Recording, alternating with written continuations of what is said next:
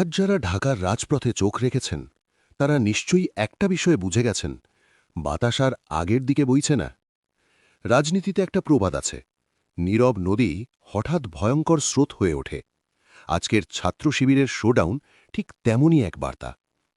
এতদিন ছিল শিবির অপেক্ষায়, শান্ত, সংযত, হিসেবি। কিন্তু আজকের এই মিছিল কোনো সাধারণ শক্তি প্রদর্শন নয়।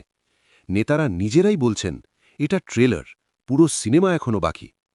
রাজনীতি বিজ্ঞানের একটি ভাষায় একে বলা হয় পাওয়ার সিগন্যালিং, ক্ষমতার ইঙ্গিতমূলক প্রদর্শন। এটি ভোটের জন্য শুধু জনসমাগম নয়, এটি প্রতিপক্ষের মানসিক কাঠামোয় আঘাত। শ্রোতায়ের গভীরতা। কেন হঠাৎ এই শোডাউন? কারণ নির্বাচনের যতদিন ঘনিয়ে আসছে, পলিটিক্যাল ইকুয়েশন তত দ্রুত বদলাচ্ছে। ছাত্রদল এতদিন যে আত্মবিশ্বাস দেখাচ্ছিল, আজকের একটিমাত্র মিছিল সেই কনফিডেন্সে বড় ফাটল ধরিয়ে দিয়েছে। ঘোষণা এসেছে, আগামী টানা ১০ দিন শিবির আর ঘরে বসে থাকবে না।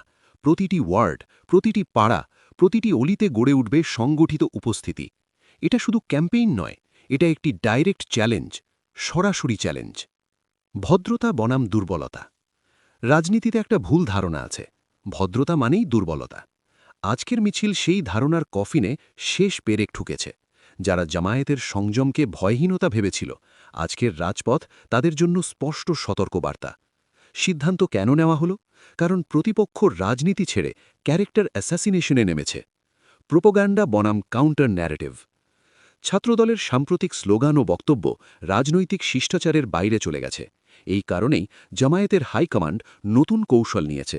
রাষ্ট্রবিজ্ঞানের ভাষায় এটাকে বলে কাউন্টার ন্যারেটিভ স্ট্র্যাটেজি, পাল্টা বয়ান কৌশল। যেখানে প্রোপাগান্ডা ছড়ানো হবে সেখানেই তথ্য দিয়ে জবাব, যেখানে ভয় দেখানো হবে সেখানেই সুরক্ষা। টুইটার হ্যাকিং ও রাজনীতির নোংরা খেলা। আমিরের জামায়াতের টুইটার অ্যাকাউন্ট হ্যাক করা হলো, নারী বিদ্বেষী বক্তব্য পোস্ট করা হলো।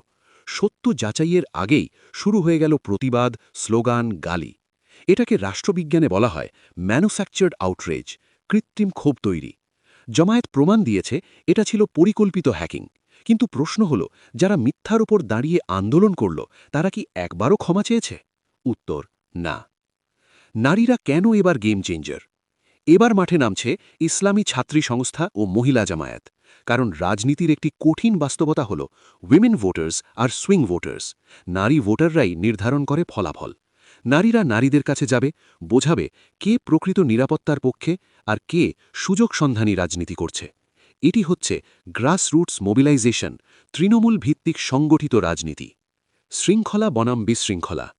আগামী দিনগুলিতে রাজপথে দেখা যাবে দুই ধারা, একদিকে উস্কানি, অন্যদিকে শৃঙ্খলা, একদিকে গালি ও অপপ্রচার, অন্যদিকে সংগঠিত উপস্থিতি। রাজনীতি বিজ্ঞানে একে বলে অর্ডার ভার্সেস কেওস ন্যারেটিভ, শৃঙ্খলা বনাম বিশৃঙ্খলার লড়াই। ইতিহাস কি বলে? হ্যাকিং মানেই কি পতন? অনেকে ভাবছে হ্যাকিং মানেই দুর্বলতা, কিন্তু ইতিহাস উল্টো কথা বলে। বারাক ওবামা শপথ নেওয়ার ঠিক আগে টুইটার হ্যাক, জো বাইডেন নির্বাচনের আগে সাইবার অ্যাট্যাক। ফলাফল, দুজনই রাষ্ট্রপ্রধান। রাজনীতি বিজ্ঞানে একে বলে সিম্পাথি এফেক্ট, সহানুভূতির ঢেউ। শেষ কথা, আজকের শিবিরের মিছিল একটি বিষয় স্পষ্ট করেছে, জামায়াত নির্বাচনের শেষ ল্যাপে পুরোপুরি প্রস্তুত। নোংরামি দিয়ে সাময়িক সরগোল করা যায়, কিন্তু ভোট আদায় করা যায় না। ইতিহাস বারবার প্রমাণ করেছে, যারা ষড়যন্ত্রে ভর করে তারা বেশি দূর যায় না। এখন প্রশ্ন একটাই, এই সমন্বিত শক্তির সামনে প্রতিপক্ষ টিকতে পারবে তো? আপনার মতামত কি? কমেন্টে জানান। আর নতুন হলে সাবস্ক্রাইব করে বেল আইকনটি বাজিয়ে রাখুন।